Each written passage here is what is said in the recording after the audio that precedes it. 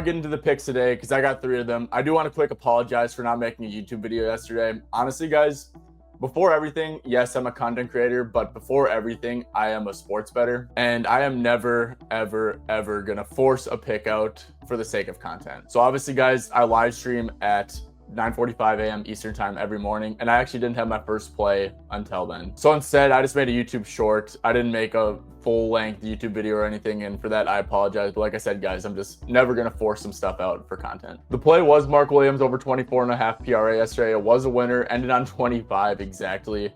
Did not have a great scoring game, but had a great rebound and assist game, and it was a minutes-based bet for the most part, so I don't know. The reader's pretty mad, but you got the win, so we'll take it. First pick of the day, I'm rolling with Jaylen Brown over 10.5 rebounds and assists. Best current price at DraftKings at -125.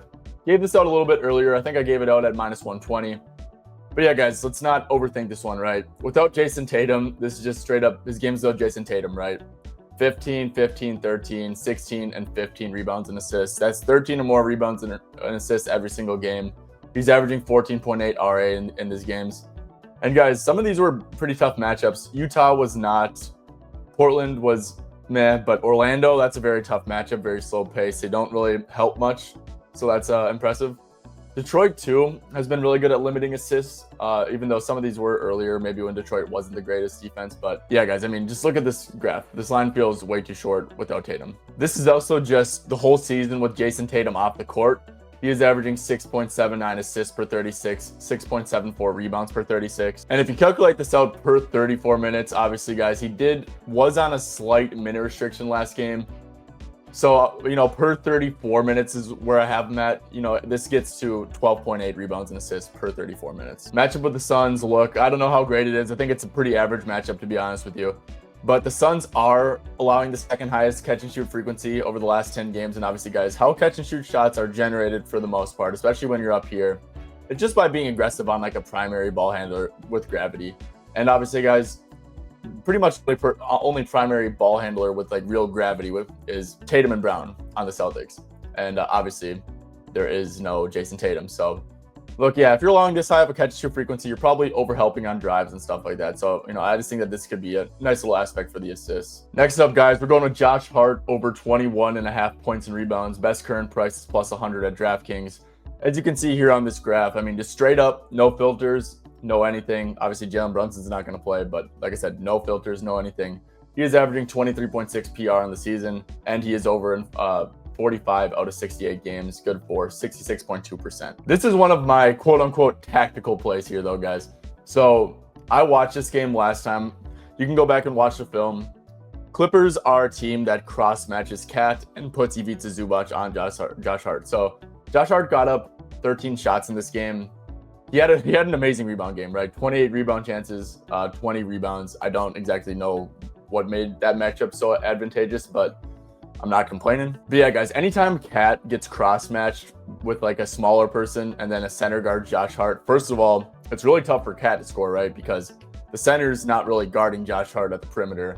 And Cat also struggles with, people who are quick but also strong. And a guy like Kawhi or someone who's going to probably guard him, with Zubac just sitting in the paint waiting for him, it can really negate Cat. So I think Cat unders are also a good look, but that also is just going to force others to stop up, and specifically Josh Hart, right? Because he's the one who's going to be left pretty much wide open with the center guarding him. He can attack the center off a closeout. He can shoot the three. He got up 13 shots in this game, which is actually very solid volume for Josh Hart as well. Last filter I'm going to use, guys, this is like a very low bar.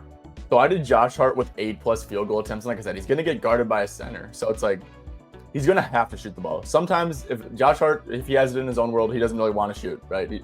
Ideally, he doesn't want to shoot a ton. He's going to have to shoot here. Like I said, he took 13 shots last game. This is like 8 field goal attempts, not a big ask. So with 8 or more field goal attempts, he is over this line in 39 out of 51 games. That's a 76.5% hit rate to the over. So yeah, guys, absolutely love Josh here. Very confident that he's going to get guarded by Zubac, which is going to slow down Cat and force shots into him. Back-to-back videos back in the king. Going with LeBron over 38.5 PRA, -120 at DraftKings here. As you can see, games with Luka, games with Reeves, same filter we used last time. He's averaging 41.4 PRA, 35.7 minutes in the sample. Obviously, guys, we got a 1-point spread. He'll probably be 37, 38 minutes if this game truly is hyper competitive. So I'm pretty cool with using this as like a projection for minutes. Opponent points in the paint, last 10 games, Indiana is allowing the 4th most. Shot frequency from less than 10 feet over the last 10 games, Indiana is allowing the 3rd highest. So yeah, guys, basically, we all know the Pacers play at a blazing fast pace, but Indy's defense, they are also just like a massive paint funnel. Similarly to Orlando when we backed LeBron last game. I think this defense is structured pretty similarly, except for they play way faster and are way worse on defense. So I think this is a very advantageous matchup for LeBron. Obviously, guys, this is a PRA bet, but if we look at LeBron's assists, right, this is a little assist chart. Most of his assists actually come at the rim. That's 47% of his assists. That's very not normal, right? That's not normal for people's assist charts to look like that. So most of his assists actually come in the paint. So with Indy's defense and all the stuff they allow in the paint, I don't think his assists are actually a bad matchup either, even though Indy typically doesn't double a ton and kind of lets people go one-on-one at them. And then for rebounds, I mean, LeBron's averaging 9.9 rebounds in these games with Luka and Reeves, but also LeBron, he's not really crashing the offensive glass a ton. So what I like to do a lot of the times is just look at opponent defensive rebounds and last 10 games for I like to look at opponent defensive rebounds allowed for people like LeBron, for people like Luka, for these guys who just really do all the rebounding on the defensive end. And the last 10 games, Indy is allowing the 2nd most defensive rebounds per game. So yeah, guys, let's back LeBron here. Game should be blazing, fast pace, ton of points in the paint for LeBron. I don't expect, much doubles and stuff. But when he does get in, just with Indy's defense, how they kind of funnel everything to the paint, I think he could get some decent assists here too. Thank you guys for tuning in. We had a show record, or not a show, a YouTube video record, 3 plays today. So got up early, got the plays out. Like a ton of stuff. I think we're attacking 3 good lines and 3 good matchups, so hopefully we can get some winners out of it. Anyways, if you guys enjoyed this video, make sure to sub to the channel, drop a like down below on this video. It's a free way to support us, and it is very, very appreciated. With that being said, thank you guys once again for watching, and hopefully you guys have a great rest of your day.